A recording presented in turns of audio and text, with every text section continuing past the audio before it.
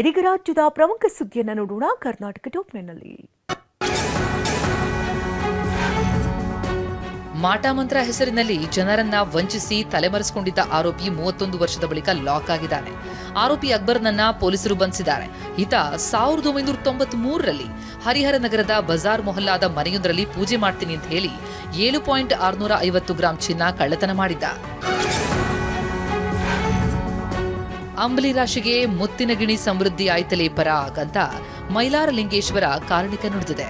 ವಿಜಯನಗರ ಜಿಲ್ಲೆ ಹರಪನಹಳ್ಳಿ ತಾಲೂಕಿನ ಮೈಲಾರದಲ್ಲಿ ಭರತ್ ಹುಣ್ಣಿಮೆ ನಿಮಿತ್ತ ನಡೆದಂತಹ ಕಾರಣಿಕೋತ್ಸವದಲ್ಲಿ ಈ ಬಾರಿಯೂ ಮಳೆ ಬೆಳೆ ಉತ್ತಮವಾಗುತ್ತೆ ಅಂತ ಕಾರಣಿಕ ನುಡಿಯಲಾಗಿದೆ. 400 ಕೋಟಿ ದರೋಡೆ ಕೇಸ್ನ ಪ್ರಮುಖ ಆರೋಪಿ ಕಿಶೋರ್ ಸಾಳ್ವೆ ಪೊಲೀಸರಿಗೆ ಶರಣಾಗಿದ್ದಾನೆ. ನಿನ್ನೆ ನಾಸಿಕ್ ಪೊಲೀಸ್ ಠಾಣೆಯಲ್ಲಿ ಕಿಶೋರ್ ಸಾಳ್ವೆ ಶರಣಾಗಿದ್ದು, ದರೋಡೆ ಸಂಬಂಧ ಮತ್ತಷ್ಟು ಮಾಹಿತಿ ಹೊರಬಿರುವ ಸಾಧ್ಯತೆ ಇದೆ. ಭರತ ಹುಣ್ಣಿಮೆ ಹಿನ್ನೆಲೆಯಲ್ಲಿ ಕೊಪ್ಪಳದ ಶ್ರೀ ಹುಲಿಗೆಮ್ಮ ದೇವಸ್ಥಾನಕ್ಕೆ ಭಕ್ತ ಸಾಗರವೇ ಹರಿದು ಬಂದಿದೆ.